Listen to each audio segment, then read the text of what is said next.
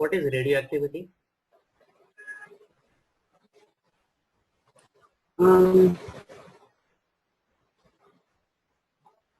Okay, I'll just write down the definition. The phenomenon of spontaneous emission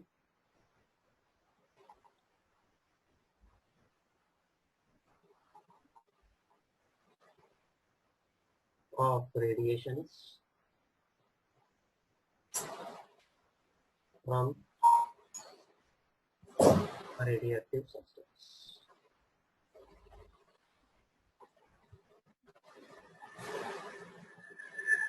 Okay, is called radioactivity.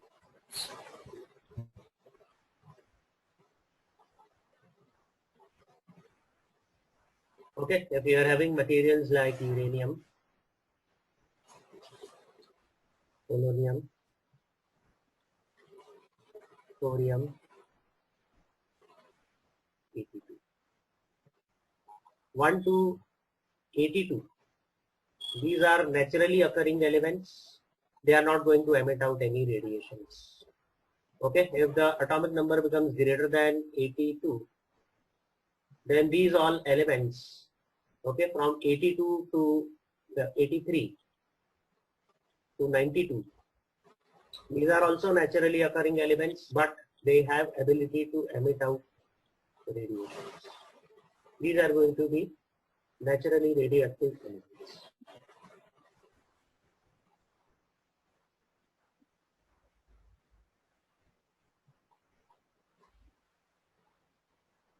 These are going to be naturally stable elements.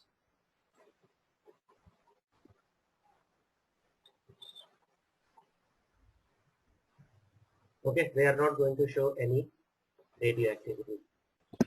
Once you go atomic number greater than 92, these elements are also radioactive,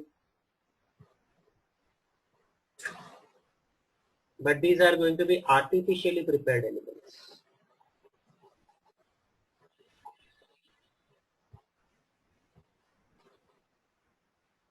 Of course, artificially prepared radioactive elements. Okay, now what do you understand by artificially prepared elements? Suppose if I'm having an element like say uranium, which is having atomic number 92, that is 92 protons. That means if I add one more proton over here, then here is going to become 93 protons.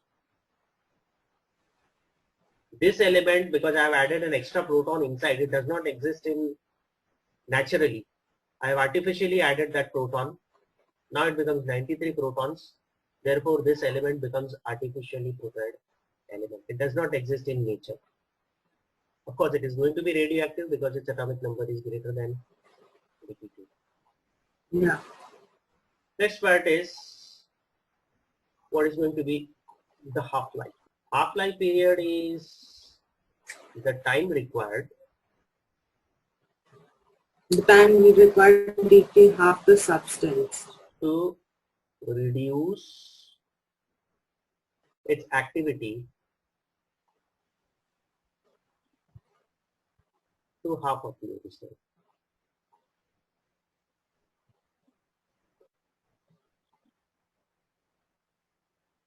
Now what does this mean? Suppose if I'm having a radioactive material is there, okay, it is emitting out 1000 alpha particles per second.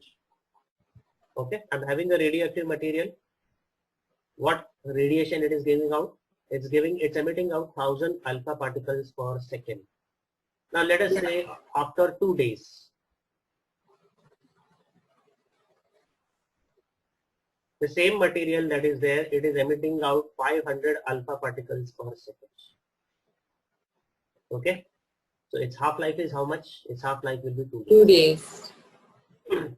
After another 2 days, that is after total 4 days. Yeah. It emits 250. Correct. It is going to emit out 250 alpha particles per second.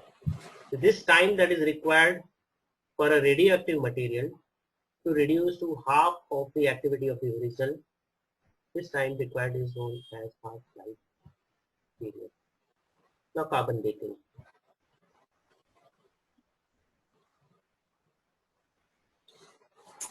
Now before going into carbon dating, we are going to give the definition of what are isotopes and radioisotopes.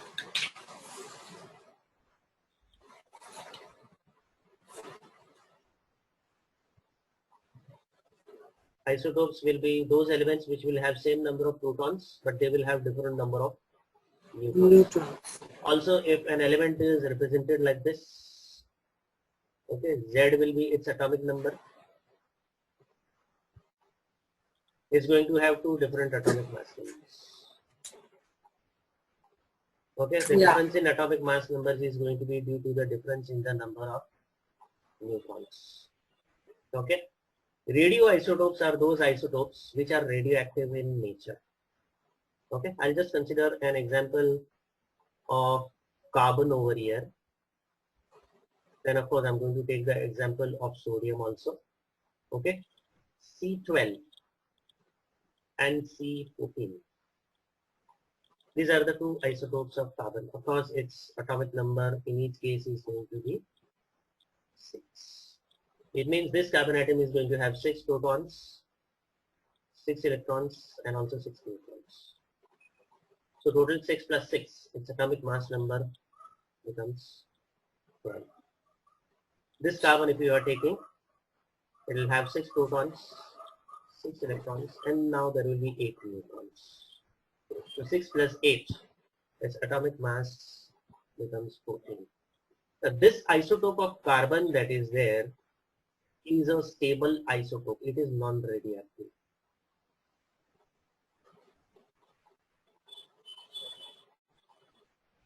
This isotope of carbon that is there is a radioisotope.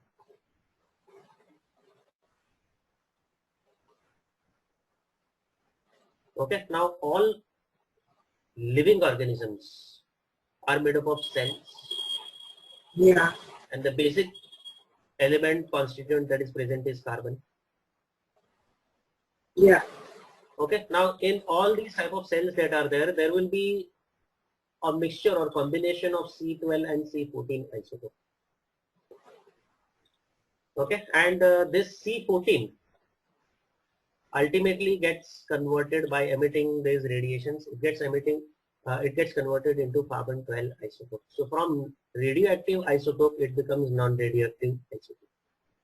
Okay. Now the half-life of conversion of these is approximately 6,000 years. Okay. So whatever the activity of C14 in that particular material is there, is going to reduce to half of that in how much time? 6,000 years. Now, the cells that are containing these carbon, these cells, okay, will be having a definite proportion of C12 is to C14. So today, in your cells or in whichever living organisms that are there, the proportion of C12 is to C14 isotope is going to be same. But if I'm going to consider, say, a dead animal,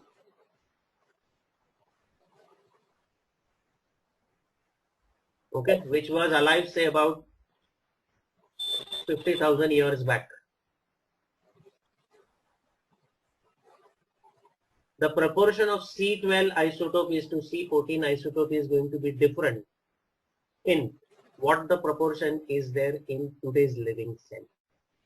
Now, from the radioactivity of this dead animal, of course, the animal is dead, but the carbon content which is there in them is going to be that which one that was there, which was 50,000 years back.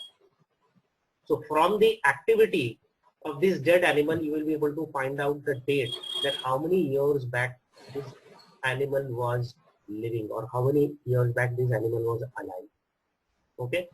So basically this is used in finding out the age of a particular cell, whether it may be plant or it may be animal.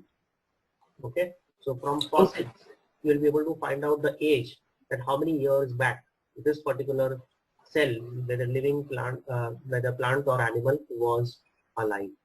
Okay, so this is basically finding out the age of that organism. Okay. Okay, and when you are determining the age of this organism, this basically will be used for archaeological purposes.